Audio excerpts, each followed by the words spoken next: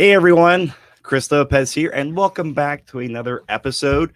So today's episode is the sixth episode in our 7-part series on elevating your flip. And I should actually say that it's not going to be an 8-part series because last week Derek, Marlon, and I were talking that after we do these first 7 episodes, we wanted to do a 8th episode to do a live Q&A. So we are going to be doing that one on January 30th at 12:30. We'll have the link up here real soon, but make sure if you have any interest in flipping, make sure you get the details on that because you're going to be able to fill out a survey to get your question answered if you can't make it live. We'll be doing the Q&A from this series.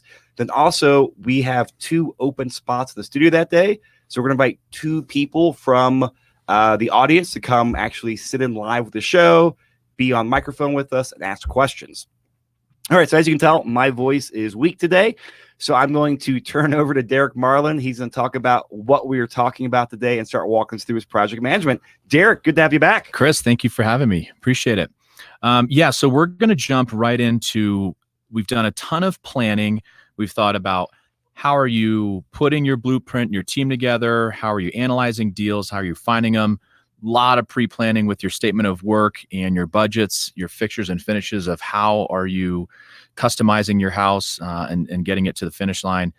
We're going to jump in today to actually running the project, and then kind of a cool transition that we're really excited about is moving from running it via using a spreadsheet document to a piece of software that we've been using for about 2 months now. We are 2 projects in, and it's called Monday.com. So we'll do some live demos of that. And, I think it's something that I wanted to have perfect, but I think this is better to have a B-type product and get everybody involved, and we can all kind of learn along the way. So we'll do a lot with Monday.com, and then leading into our last one, which will be getting the property ready to sell and kind of hitting the finish line. So I'll jump into what we're going to look at. And we will go over a couple of documents first as far as how we run the project, and then we'll get into the Monday.com application. Overall, our goal is to, whether it's a one-person business or whether it's a multi-person business, but the goal would be is to being at your projects once to twice per week. On site once or twice per week? On site once or twice a week. I think that you're definitely able to do that even early on if you've got a really organized system. You don't need to be there every day. Not to say that you can't, but my goal would be for people listening is to either have a bunch of other time, give you the ability to work something that's more of a corporate 9-to-5 job, whether it's something that you still really enjoy and want to do this on the side, or ideally transition away from, or get to a point where we are, where you can have 5 to 6 to 7 or 8 projects going at once because you're on site once or twice a week, and then a lot of the pre-planning. We're also going to talk about one of our philosophies, which is really resolving an issue today, in our opinion, really saves you almost 3 days into the future, and how that really applies on a day in and day out basis when you're actually running the project.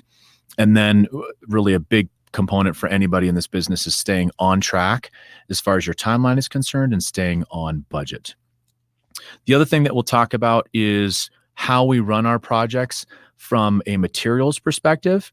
So every single project, we still use a physical binder to keep all of our documents within, and I'll go into what these specific documents are here in a minute, but we've still found that it's still beneficial to have a project binder for each individual flip that we're working on. We also have on-site folders that we show our contractors and have on site. We actually hang it right by the front door. And those of your audience that have been to some of our in-person classes, we train both in the classroom and we train folks in the field. And it's a multicolored folder that really keeps everything on site so that you can keep that correspondence going with your contractor. And we'll dive into what our document suite is. So what I'll do is kind of share my screen a little bit and jump to some of our specific formatting pieces and get into the general contractor contract, the lien waiver, meeting recap changes, and then also into our change order form and our neighborhood flyer. So we're going to shift from our PowerPoint presentation and jump into some specific documents. So the first document is our general contractor master agreement. And this is something that we have and we sign with every individual contractor. And it really helps set the stage, again, trying to be really fair on both sides to demonstrate what your agreement is going to be and then how the project is going to run. It's something that we've developed with our attorney. We've used with, I want to say 7 different contractors over the last 5 years, maybe even 8. So we've had a lot of different people give input on this document. And it's been, I think, a really nice blending of what protects both sides without being overly complicated. So we'll quickly kind of go through this. This is something that we share with clients that work with us on more of a one-on-one basis, but it just shows the level of detail that I think you really need to have. So the first part talks about you as a company or you as an individual and contracting for each individual project. So it's really important to have this document for every individual project. The second part is the scope of work, which we use as an addendum to this specific contract. And that is, if we think back to one of our prior episodes, if it's a condo or a townhome, it is a 1-page document that looks at how are you remodeling the whole project. And if it's a more involved project that we just went through last time in our last episode, it's a spreadsheet where every individual room is a separate tab on a spreadsheet, and we use that as an addendum. So you've got your contract, which talks about how the contract is going to work with you in your GC, but you have a statement of work that's an addendum. Changes in the statement of work. This acknowledges that, hey, that is going to come up from time to time, and we both need to agree in writing, both for the dollar amount and then also the amount of time, which is really important because we have incentive clauses for our contractors that if they finish on time or hopefully under time, then they're eligible for a performance bonus. Kind of scroll through these so that we can get to the Monday.com information. There's a start date and an end date to every one of our projects, and we put in there a specific amount for completion time. We do have what attorneys call in their world liquidated damages, which is a penalty for going over. Really what we're just trying to do is a fair way to keep both of us on track. We understand that the reality is again, when we do change orders, if we're going to do more work or something comes up, there's got to be more time involved in a project, but it also keeps people hopefully relatively on track to say, this was supposed to be your finish time. If not, it's essentially covering any interest that we might have. We break up all of our... How often do you enforce that actually? That is, if it's over a few days, do you enforce it, or is it more just if it's egregiously over the deadline? Yeah, that's a really good point. You really just try to weigh the big picture. We usually end up when it's a first project with a contractor, we feel like we're both learning how one another is working. So we've typically, if it's within a day or 2 or 3, we're going to kind of give them a get out of jail free type card and both look at each other and hopefully say in a fair manner, hey, we could enforce this, but we want to work with you guys in the future. Let's tighten up the deadline.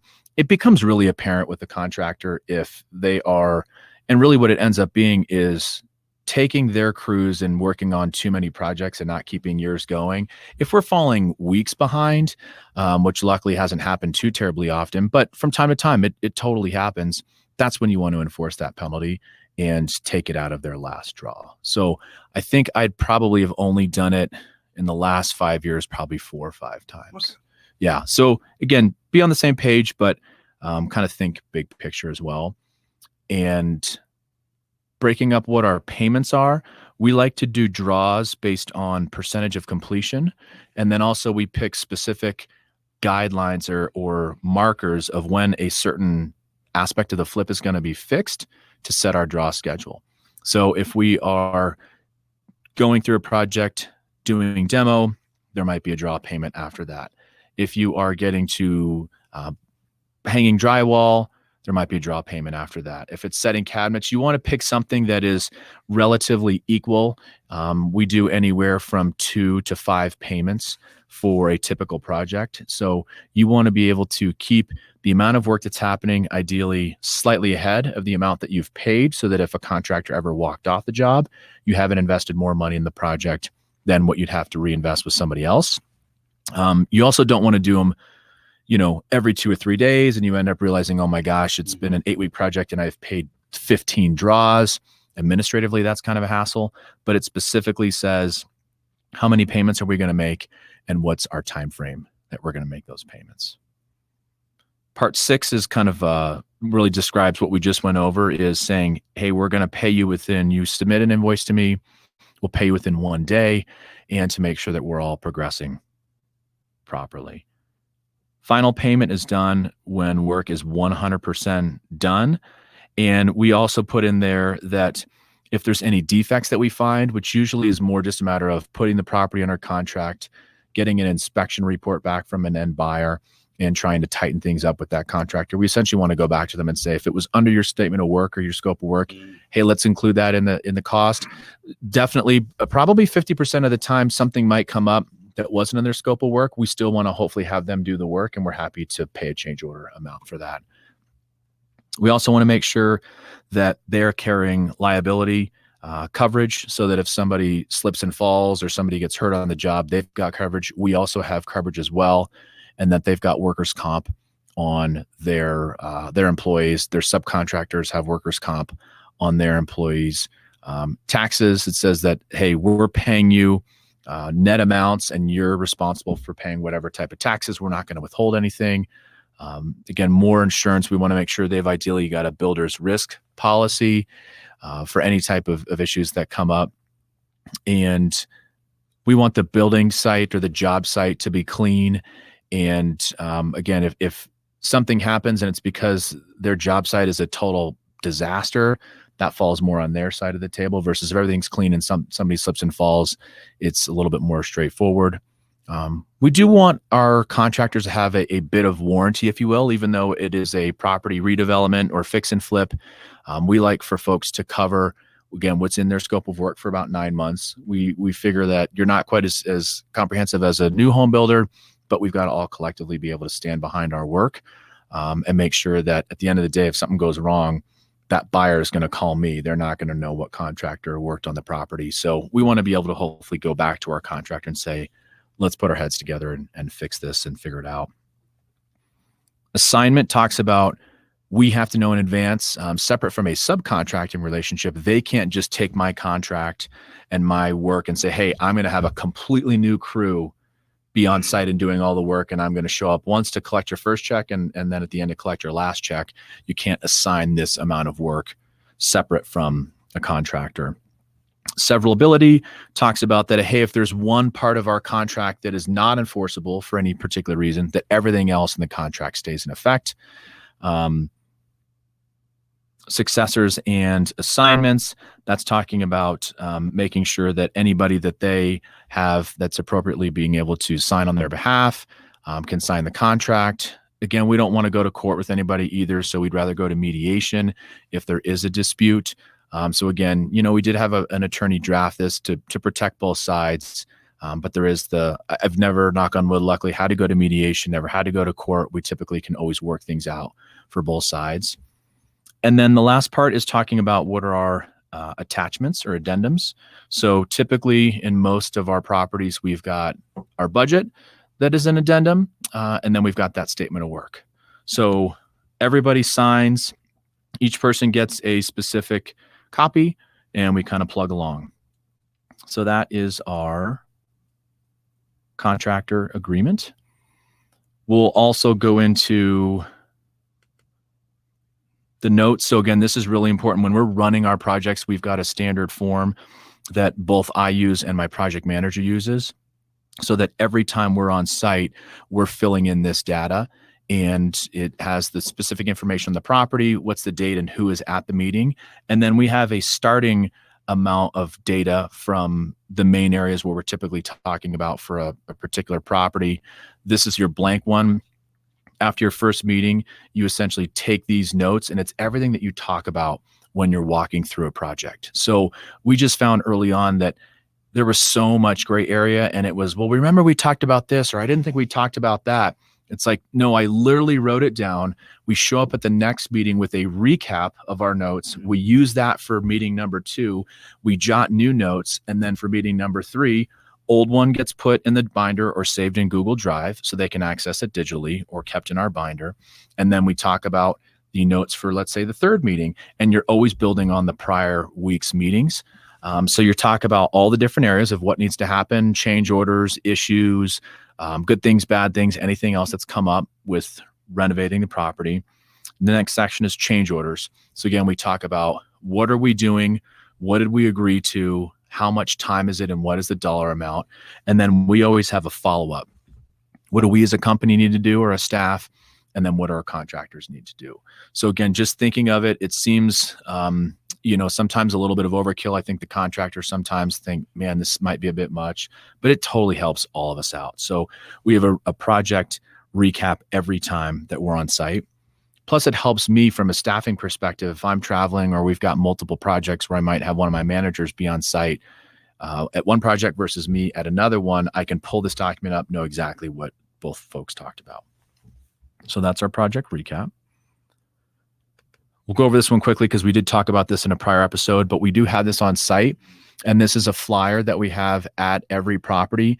And also when we first start a project, we pass them out to every neighbor that says, hey, we are a company that is doing a redevelopment in your neighborhood. We want to have a clean job site. We don't want people working crazy hours. And oh, by the way, we buy properties for cash, don't pay any commissions, closing costs, don't fix anything, whether it's their house or even somebody that they might refer us to, and we pay a $2,000 bonus. Also, it starts to tout the benefits of our partnership flip program. And the goal behind this specific document is any issues, I want them calling me first.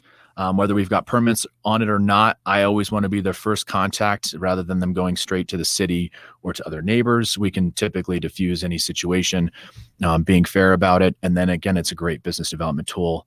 In two different instances, we've bought properties, one right next door and then one street over. So good thing to have. And it helps your contractors when our lovely but nosy neighbors try to get into our flips.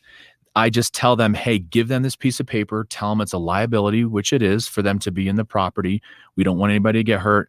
And it really helps our neighbors just call me directly instead of trying to, snoop through our project. And we always just tell them, hey, we're going to have a big open house and we'll show you the after, but I can't have you walking around either A, critiquing what we're doing, or B, from a liability perspective. So it helps our contractors get right back to work. We've also got a general notes form. And this is used early on when we're doing notes, typically before we finalize the statement of work, when you need just a lot of written space to work on, rather than your weekly meeting recaps. And then what is the contractor doing? What is elevation doing? What are change orders? So again, we just want to try to really standardize every document that we have, even if it's just our general notes, rather than writing on a regular notebook, writing on the back of a random piece of paper. Everything lives in our notebook and is standardized. And then this one's super important before we jump into a little more tactical information is the lien waiver. It's something that we use in absolutely every instance, no matter how long we've been working with a contractor. So what we'll do is, whether it's a contractor and we make multiple payments, we write down in each specific line who we're paying, how much we're paying, what's the check number, and the dollar amount, and we'll get them to initial down the line. If we're making 4 or 5 draw payments, we'll note those progress payments, and then we'll total it out. And then this is something that was a combination of both what my attorney drafted and what's on the Department of Regulatory Agency's website, which is our state governing body that oversees the kind of the fix and flip business, along with many other professional services businesses. And it essentially says, okay, Mr. or Mrs. Contractor, we're paying you this specific amount of money. It's for this specific project.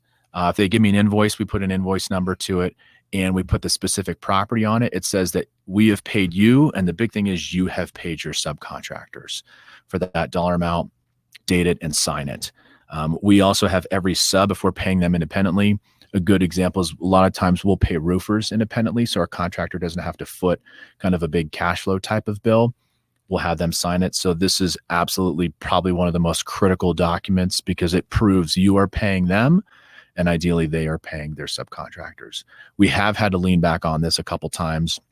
We found out that a GC was not paying a sub, and we showed that sub and said, man, I am so sorry, but I'm writing the check. They're throwing me under the bus as the owner of the property, but we clearly showed, and then they can hopefully resolve it with their contractor. And can you explain, because if you pay the GC does not pay the sub can put a lien on your property then, right? They can put a lien on the property, but then you can go back to that subcontractor and show them with this proper documentation, hey, we did put that lien on there, or excuse me, we did put that payment on there. You can't put the lien on the property. You can actually go after the sub, and it's called a spurious lien. And so you can go after them if you really wanted to, at least from what our attorney has guided us to, for 3 times the amount of whatever that lien is. So again, it's not like anybody wants to play hardball, but if I have to, then I have to. And just show them, hey, you know what, you've got to work that out. And then we really become an ally of the subcontractor and pull aside our GC and say, look, I've paid you this amount of money. You have to pay your subs. I don't care what cash flow issues you've got going on or whatever you need to do.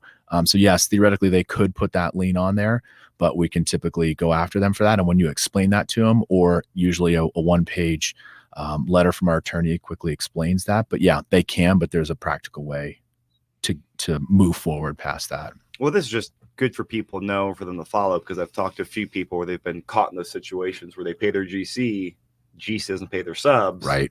And the subs are putting, I think it's a mechanics lien. Yep, a mechanics lien. Then. Mm-hmm. Yeah, absolutely. And you're right. And if you didn't have this documentation, then that's on you as the owner, that lien is a valid lien, and you cannot sell that property without curing that lien. So whether it's making them whole, making sure your contractor pays them.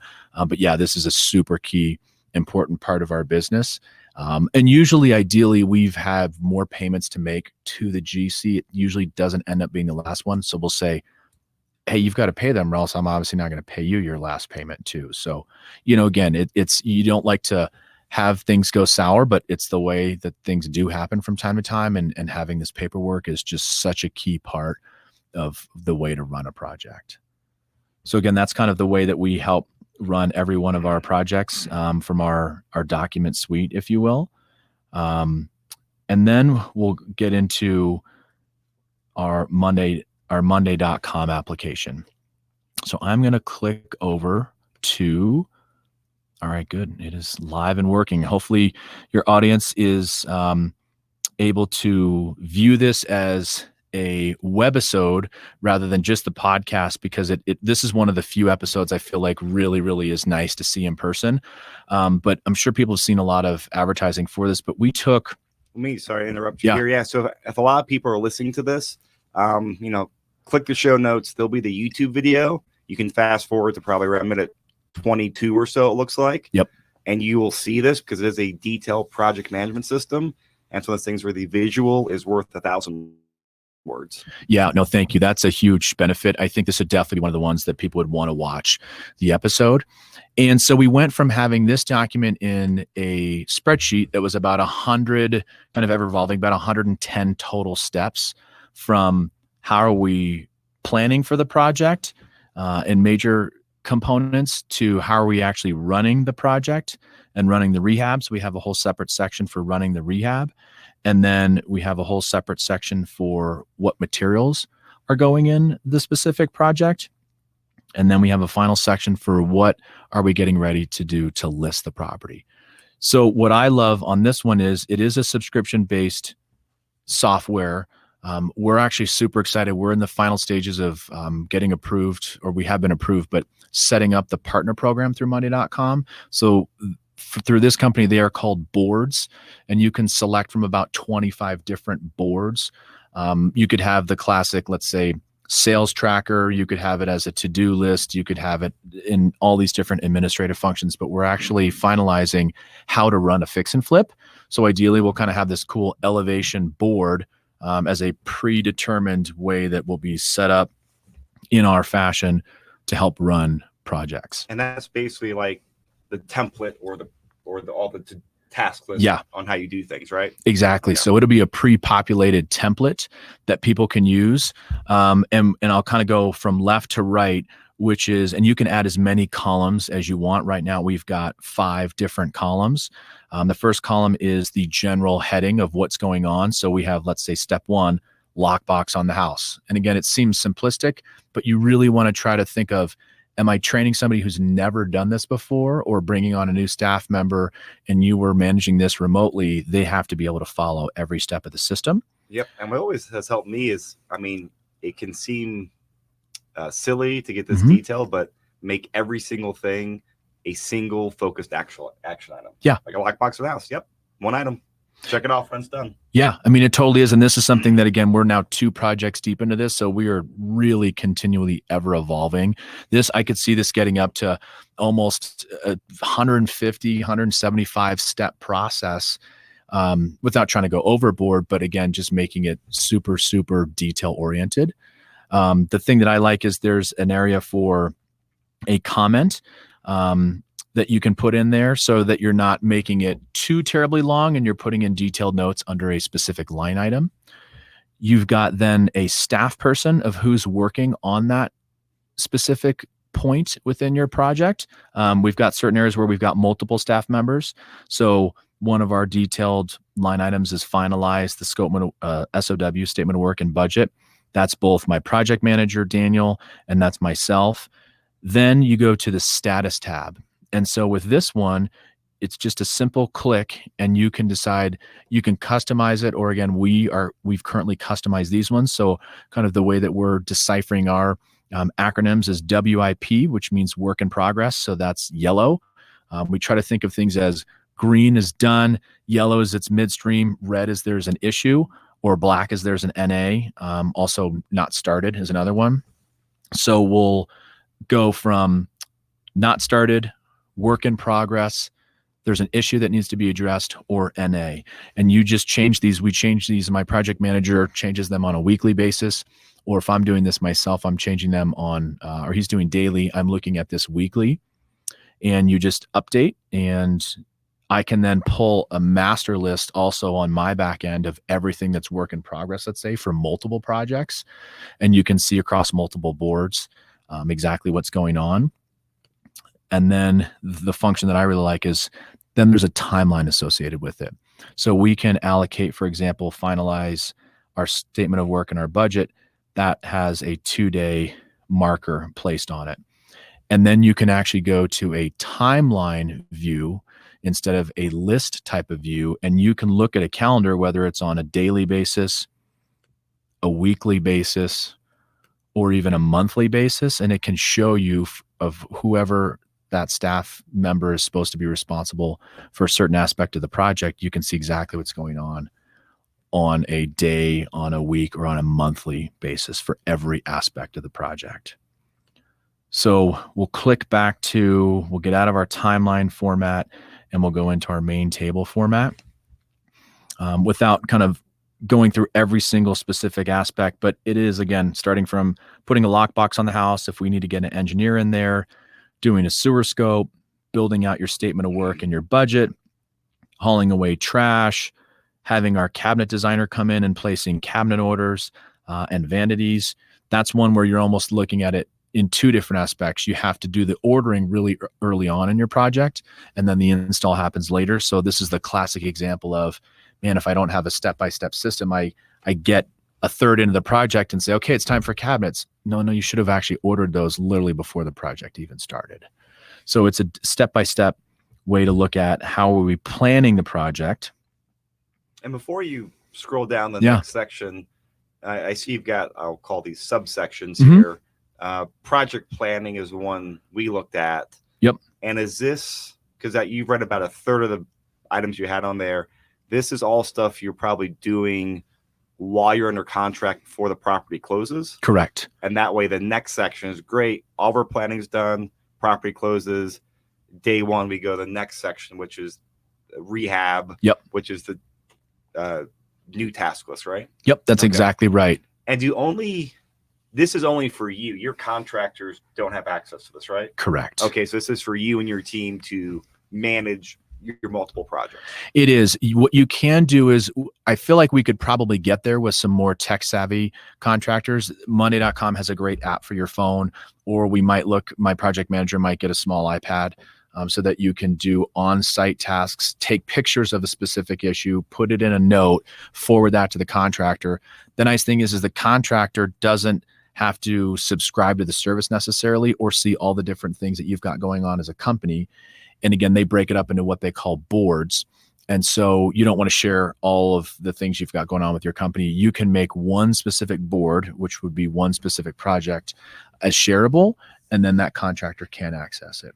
So we definitely feel like some of our bigger projects and ones where we've got hopefully repeat business with somebody going, we could definitely foresee going this route. I think it would be huge. We're not there yet, but yeah, absolutely. That's our goal. And the way I'm just kind of curious from the project management software aspect. So if you have your contractors, you are paying the subscription, right? And then you would just add them as a vendor or team member, and then they would have access to what you allow them to, or basically like the tasks that they are assigned or tagged in them. Yeah, and I believe you can do both. Actually, you can give them access to that specific project, or you can only give them access to specific things that are tasked to them. Okay. So yeah, that's a great point, because in ours, and there's certain things that on the back end of this software that we'll look at that they're not too worried about.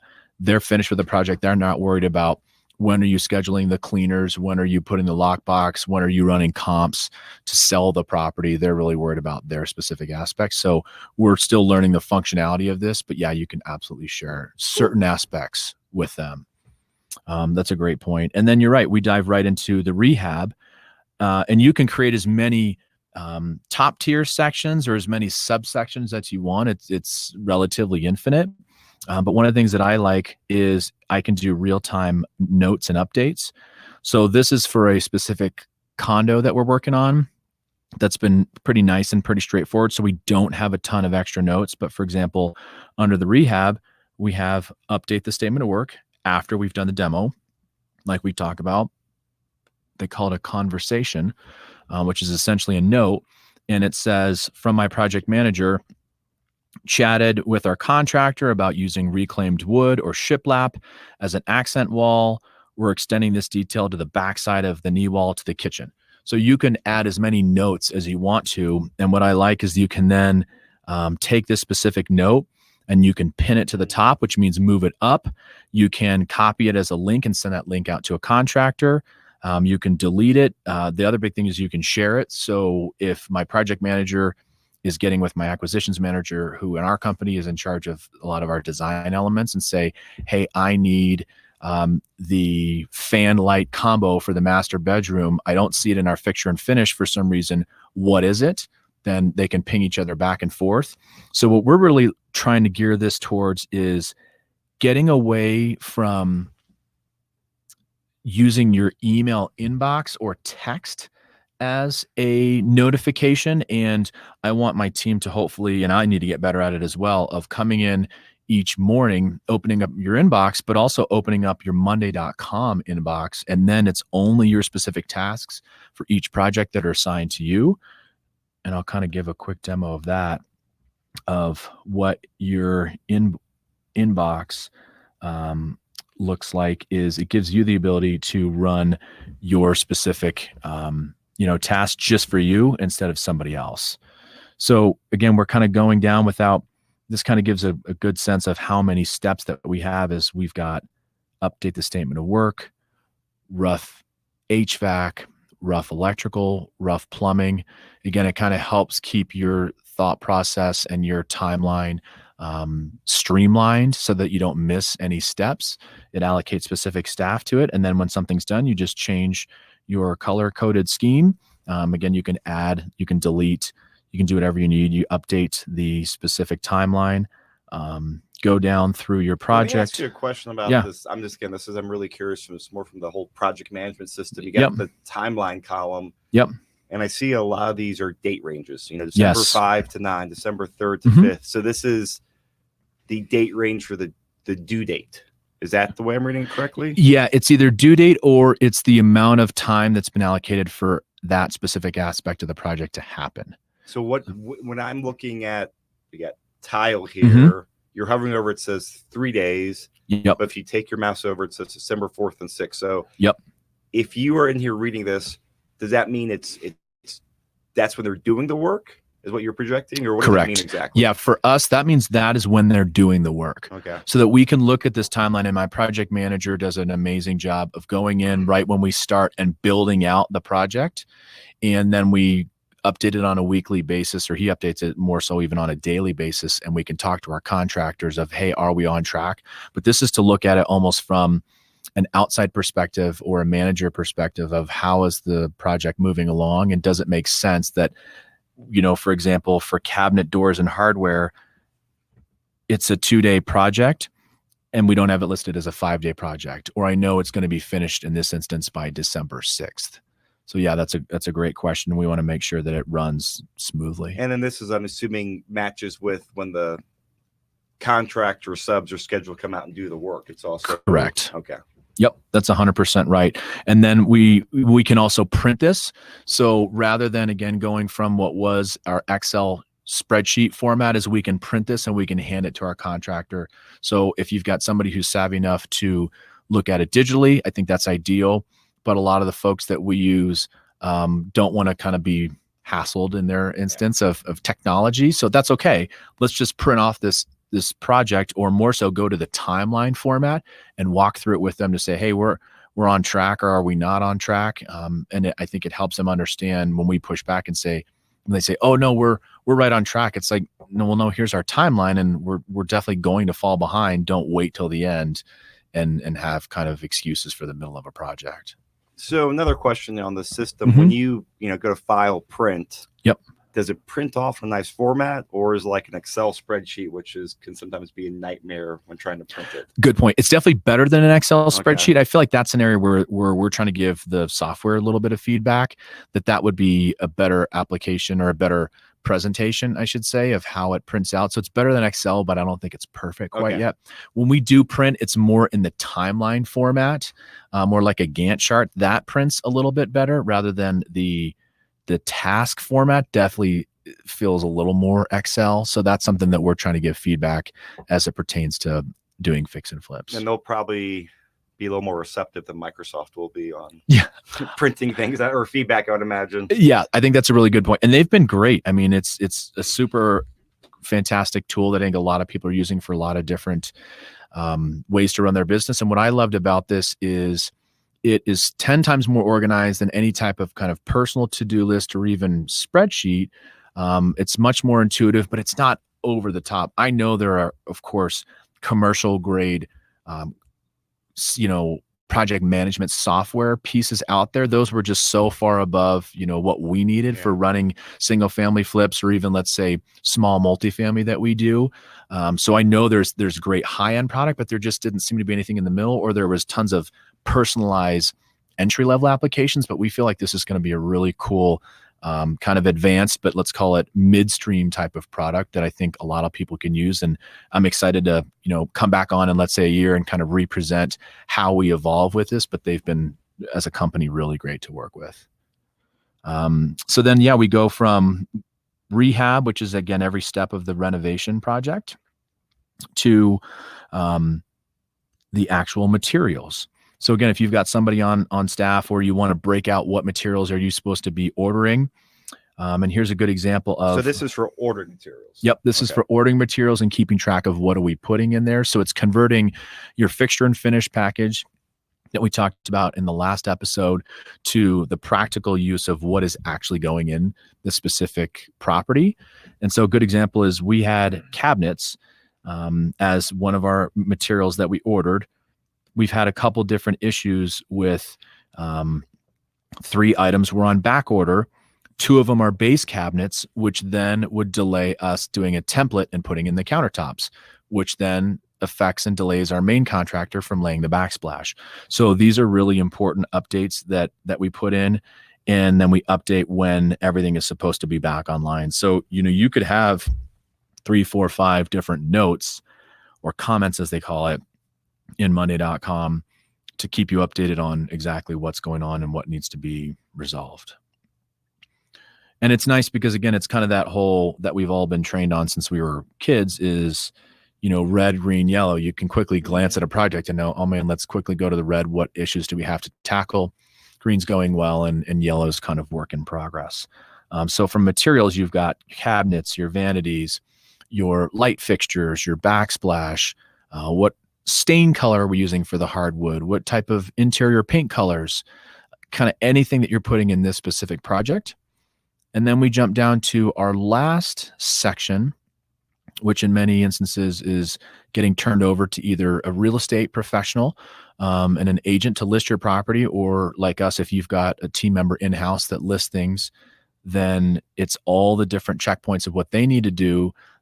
For me, for example, is I decide I've got 2 team members who are licensed agents. So I decide who's going to be selling which particular property, putting our key dates up on our whiteboard in the office to make sure we all know what's going on, scheduling cleaning, scheduling staging, scheduling photos, really every aspect of how are we selling the project, putting a sign in the yard, listing it on the MLS, what's our open house marketing plan.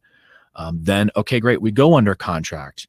What items come up for our inspection? And all of these are listed on our timeline because it's a current project that we've got. We don't have it on the market quite yet. So these are all black, color coded on our timeline that they are upcoming. So it's literally every single step of our process, from doing the closing to writing a thank you note to the buyers. So it's really every single step of what we're doing.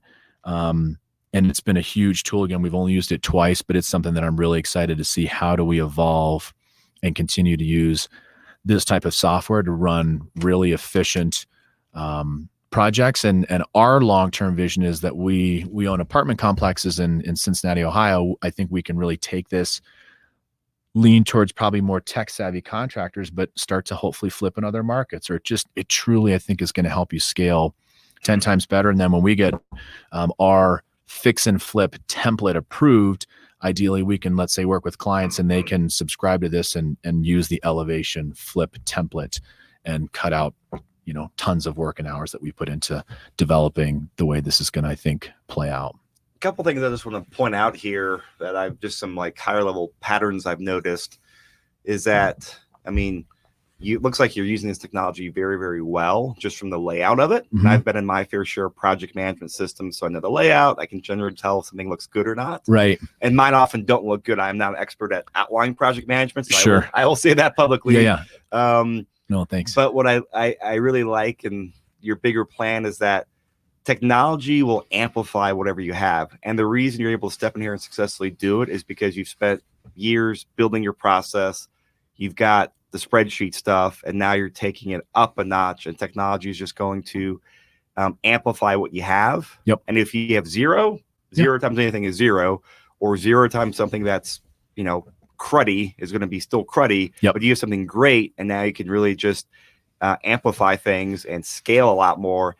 And do you have any type of estimate so far as like just man hours this will save you on projects, or is it too early to tell? This definitely will. No, you're right. It's a little too early to tell, but I think it's going to be substantial as far as man hours for each individual project. So those of you at home that can kind of see us sharing our screen, and again, I hope everybody goes and checks out the YouTube. The nice thing for us is that we don't have to reinvent the wheel. So what we do is we've got just a board that's our new project master. We copy, we paste it, we put the project address on it, and boom, you have every single cell pre-populated for running a project. And then really what turned me on to this is my wife was making fun of me because I had a to-do list spreadsheet that was like 9 tabs long of different either businesses or things to work on with certain employees, or don't forget to pick up your girls at soccer. My life is a little crazy, and so I needed to kind of detail things out. This is like a to-do list, just exponentially amplified to the max. And so for us, what I love is they call these boards, but it helps you systematically brain dump even too. So whether we've got something on our new projects and we can start to build out what we're doing of running individual flips, but even from a management standpoint of what administrative tasks do you have? What are you working on with marketing? I've got a business consultant that I work with. So again, anything that you're doing of helping you kind of systematize and again, have this amazing kind of to-do list, this organized to-do list, I think that I'm actually super excited. That's going to save me weeks of time as an individual, but definitely project. It's So going to be you're a using bunch. this not just for the flips, but just Yep. managing everything, Yeah. personal and business, and Yeah, I really, other details of life. yeah, I really am using it to really kind of run every aspect of what we've got going on. I've got, you know, a sales funnel. So we'll even just click into this really quick of, hey, who are the cash buyers that we're working with? Who are the agents that we're working with? Who are my team working with for business development? Who are some folks that, you know, revenue pipeline for the month and things a lot of that nature. So anything that you need, you can really, I think, just help kind of organize and systematize. So is that exactly what basically we're just doing. like a contact list for you? So like your team has the list, or if you click on their names, does it actually go to projects? That's a great point. It is just more of a pertinent contact list. Okay. We have a separate CRM system that we use. We use Podio, which probably a lot of other investors use. Very popular one. It's been really good. Kind of, I love it's like that middle of the road where it's not Salesforce, it's not super CRM, but again, I don't think we need that for this industry per se, at least at our level. But you need it to be more than an Excel spreadsheet. But yeah, it definitely helps kind of keep top of mind. And this is for me when I go over our folks in sales meetings and operations meetings. It's just, what do we need top of mind? And then what can we do from a larger tracking perspective? But I do think the day-to-day application of what we're doing is running, you know, each individual project. And you know, you can go to add a column and you can put in, you know, 15 different types of columns of every number you want to track. So we could, for this specific project, we could put every dollar amount that we're tracking. So again, we may over time, you know, maybe a year from now, we've completely moved away from spreadsheets and migrated everything to money.com. But for now, we kind of wanted to keep it simple so that we would use it rather than getting overly complicated. But you can add, you know, they have demos where there's 15 columns deep in every piece of data point that you'd ever need. But it's again, super intuitive and seems to be a really great thing for us on how to run projects. And then from your point of view, just as the, you know, the owner of the business, are you in here, I'm curious, every day, weekly? How often are you in here, you know, just over doing a high level check on the projects? Yeah, right now I'm in here every day. I would foresee, hopefully over time, again, as we improve the way we're running the company, and I'm super blessed to have great employees and team members, probably 2 times a week, maybe 3. But right now I'm every day, and all of us are really trying to do every day so that we don't hold each other up and we all could get better at it. I'm totally guilty. I could get better at it. Because you're still going through some growing pains. Yeah. That's right. Yeah. Yeah, we totally are. So I need to be in there every day, but over time I would really love to step back. The way that I personally envision this is, if I'm sitting at, you know, a board of directors table, and I have each one of my folks, whether it's even could be personally, whether it's my CPA or my attorney, or whether it's in another market of somebody running our apartment buildings, or whether it's somebody running our flips, what do I need from them and how can I streamline that? And it really stemmed from the corporate jobs that I worked that I really love, but everybody who wants to spend time writing some super detailed sales report that's going to take you forever and take you away from selling or away from operating. I wanted this to be a really fast way that people could go in and 5-10 minutes a day, or maybe, you know, half an hour a week, make their job more streamlined, make it so I'm accountable and I don't say, hey, can you just email me this real quick? I remember always hated that, and I don't want to do that to my team members. So again, just what can we do to get better? That's our goal. We're not there, but I think we're getting there. Did you look at other project management softwares? I'm just curious. That's a great question. If you looked at other, or just you found money.com and it was the right, you know, the shoe fit? Yeah, it really was. I considered a couple other, and I'm trying to think of the names of them, but it was really a quick glance. And then I thought about Evernote. I thought about, I used Homebase for a little while, or no, Basecamp, excuse me. And that was decent, but it didn't really work for what we needed. And then this one just kind of came up, and is, you know, being an advertising background, you know, they are doing a ton of advertising. I thought, well, how could I make this work? And then got in, and it was super reasonable. We pay a flat fee for up to 5 users. And so it's pretty reasonable. And then if you want to scale up from there, it's nothing crazy. So yeah, just kind of shoe just really fit, and it seemed to work well. And I said, let's just run with it. Great. I'm going to definitely look at this myself personally, just because I've been through quite a few project management systems. So I know the software is not something that you own, you pay subscription to, Right. but the content in there, that's the stuff our listeners care about. Right. And just for clarity's sake, you went from a spreadsheet to money.com, and this is available for clients of yours. Correct. And also people that attend your academy, right? Yep, exactly. Yeah. Yep. This is the one that we've put so many hours and tons of learning in almost 50 projects now into developing. So this is, I guess, semi-proprietary, because you're right. The data that we input into this is 100% our system. This did live in a spreadsheet with drop downs on it, but we put this into monday.com. So yeah, this is something that would be kind of proprietary to us and our circle of folks that we work with. And can I assume here that if I actually, real quick, like what are some different ways people can work with you? Because I know we've mentioned it here, mentioned it there for a minute, but like you've got a couple different programs. Yeah. And I won't do justice by repeating it. So sure. What are the high level ones? Because I want to ask you a few questions on how we could access this. Yeah, absolutely. So we work with folks. We've got 3 different ways that we can work with clients. And the first level is a new program that we're launching called the Elevation Academy. And it is truly a training academy that we're launching here coming up very shortly for intense 2-day learning academies.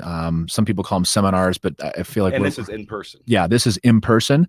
We're doing them in kind of a smaller, more intimate type of setting, running them here locally. But the thing that I love about the way that we're doing is we're teaching folks in the classroom, and they're getting every bit. Let's say if they've listened to these 7 episodes, think of it, at the 30,000 foot level. And if you spent 7 hours listening to it, but it takes us, 3 months to flip a project, that's the benefit of getting kind of the cliff notes, or the base understanding of what we're doing, and then diving in and getting every aspect of it and all the different proprietary kind of pieces of the puzzle. And we're doing both in the classroom and then in the field. So we're going to train folks at some of our existing projects. So that's kind of the first way that people can get involved with us, and they will have every bit of information and piece of our system to take it and run. We know that, and we've worked with some people that have done that and gotten it all. They just needed that, amplified amount of information, and they're going to put their own personal stamp on it, run with it. And then if people want to work with us in a little bit more of a personal one-on-one capacity, there's 2 ways that can happen. There's individual consulting, where we team up with a client. They're again going to fund the purchase of their property. They're going to fund their own rehab.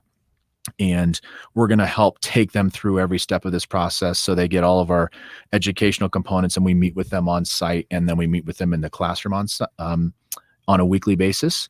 And that's usually anywhere from 1 to 3 hours worth of a week worth of truly kind of one-on-one consulting with myself and my 3 team members, doing on a project basis. And then again, that client will have everything they need to kind of run with it from there. And then the kind of highest level of involvement is what we're calling our partnership flip. And we've done a number of those this past year, where we either work with a client who has a property that it's kind of has that classic good bones type of philosophy to the house, but they don't want to just sell it, and they feel like they're leaving some profit on the table. So we'll either partner with them. That's where my company and I invest my rehab money. I bring our contractors to the table to run the project, and we do a profit share on the back end. For folks that we work with a lot of people in the senior living space, where mom and dad are moving into a senior living facility. They've got this great house that they've loved and taken care of. They just probably haven't updated it in 30 years. So we put that kind of finishing touch on it and achieve maximum value. They might not want to learn our process. They just want to share in the profit sharing, have us kind of have skin in the game. But then we've evolved more for your kind of listening audience to the partnership flip, and added that consulting piece to it. So the client essentially either brings the house. We're working with a client that they had a bunch of rental properties. They're slowly picking one that they've got a bunch of deferred maintenance on, that they're like, what? I feel like the market's doing really well. I still want to probably keep a bunch of them, but this one, I know I'm going to have to spend a ton of money on CapEx or deferred maintenance. Let me learn your guys' system. Let me have you guys run the project and kind of have me in the sidecar, if we're using that motorcycle analogy of we're driving and they're with us, but they're learning every step of the process. We are, again, investing our money in the rehab, and then we're doing a profit share on the back end. So we're teaching people how to do it, and we're actually running the project with them. co-investing our money. So there's a couple different ways we can work together. And then we do have some folks that want to do it on their own, and they just say, hey, call us when you've got a good deal. And we do that from time to time too, of selling to other investors. But mostly it's academy of one-on-one training in the classroom, consulting of working people with people on a specific project, or truly partnering together in a partnership flip capacity. And it sounds like, because I mean, I know those different ways will have different, levels of interactions to do with people, but those three main ways, the academy, consulting, and the partnership flip, they will get access to this if they want to. I imagine some of your partnership flips don't care about this. Just say, make it pretty, make us some money.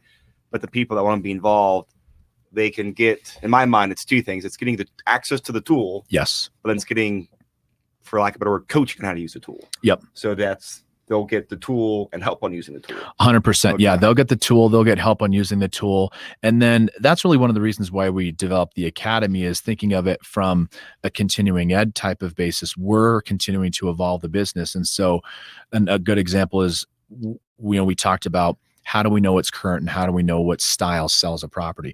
Well, we're updating that continually, but then we're rolling it out to our clients and our circle of people we're doing business with, let's say every 6 to 12 months. So then they get the updated fixture and finish packet of 2 years ago, there was no farmhouse finish and nobody really, it wasn't something that was pertinent in Denver. We knew it's important and people really love that. So now we send that fixture and finish package out to people. Nice. Or last year, if we work with a consulting client or a partnership flip client, we didn't have that application on money.com. Now we say, good news, we've gotten better. We've refined our systems. So just think of it from a software perspective of every update or version we want to kind of re-release and share with our network. And then people always ask me to say, well, aren't you teaching your competition? I guess theoretically, yes, but we truly are of an abundance mindset. And I know if we teach other people how we're doing it, one, they're going to be out looking for projects that would work for us. So I'll buy from them. They'll do more projects. We'll all work, with one another and kind of create that true alumni type of base. It's, I'm a sports guy by nature, and everybody, whether you see somebody who is a Gators fan, because that's where I went to school, people are, high-fiving and saying, go Gators. Well, it's the same thing here from an investment perspective, but probably even more importantly, because we can all earn a living from it. So we really want to kind of cultivate that community and over time have people that we all just work with, buy and sell with one another, develop new vendor relationships. I've got people that I did some training with 5 or 6 years ago, and we refer contractors back and forth, deals back and forth. I mean, it truly is just, how can we all help one another and we're all going to advance? No, I believe it, because it's one of those things. At the end of the day, you help people, you train people, your name's out there, it'll create more deal flow and profit for everyone. Yeah. That's just how business works. Generally speaking, and this is how it works. Yep. Absolutely. Cool. So I know that was really helpful. So we'll put links in the show notes, or go to the course overview page. We'll have links to all the upcoming academies and more information on these programs, because I think you're also in the process of updating a lot of this on the website too, right? We are. Yeah. Yep, so a bunch. Yeah. So as always, things are often a moving target. So yes. We'll have all the details wrapped up here soon. And either reach out to us, we'll email them to you, or just check the show notes and we'll link out to these different resources as they get completed. All right, Derek, this has been phenomenal. Any closing things on money.com since I kind of took us on a left turn? Yeah, no. I mean, I think that just in general, it's something that, I think it applies back to people doing this business in general. And I definitely was guilty of analysis paralysis, where I wanted everything perfect. I tried to make everything the best possible way that it could be, which is overall an important way to do business. But I thought about, well, shoot, let's get money.com completely dialed in and refined, and let's do 10 projects. But then you had a great point. It's like, no, this is ever evolving. So let's just share it. So we're only 2 projects in, but I think it's something that people can get a ton of value out of.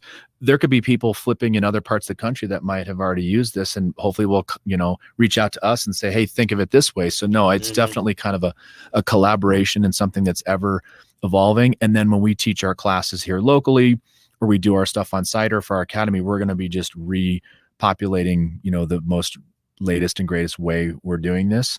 And yeah, just try to share and bring knowledge to other people. Great. And so we'll wrap up this one. What's in store for the number 7 episode? Yeah. So number 7 is we've found deals, we've analyzed deals, we've planned a ton, we've run the project well on a day-to-day basis now using Monday.com. Then it's the project is finishing. We're coming down the home stretch. What are the final details that you need to make sure that a project is wrapped up properly, that every aspect is really, really gone through with a fine-tooth comb, walking over your punch list with your contractors to make sure that you've done all this hard work, you've invested all this time and money. You want to make sure that you've got the best possible project out there. Again, it's a win-win for you and your contractors. We want to work with contractors multiple times and deliver the best value for the end buyer. So we're going to walk through what's our blue tape punch list meeting that we do with our subs, working with the contractors, subs, and GCs on how we're paying them and closing out the projects. We talked a little bit about it, but we'll get into how we determine doing completion bonuses for our contractors. And then what do you need to do to make sure that your property is listed properly? So scheduling, cleaning, dialing in staging, setting up photos, actually listing it on the MLS, and then how are you marketing on the back end? So it really just gets you to the very end finish line of getting that property on the market and just getting you to the finish line of completing a project properly. Wonderful. Well, Derek, I really like today's episode just because I like seeing the details and project management system. So thank you. I appreciate you putting together and sharing it. Everyone out there, thank you for listening. Have a great day. Thanks.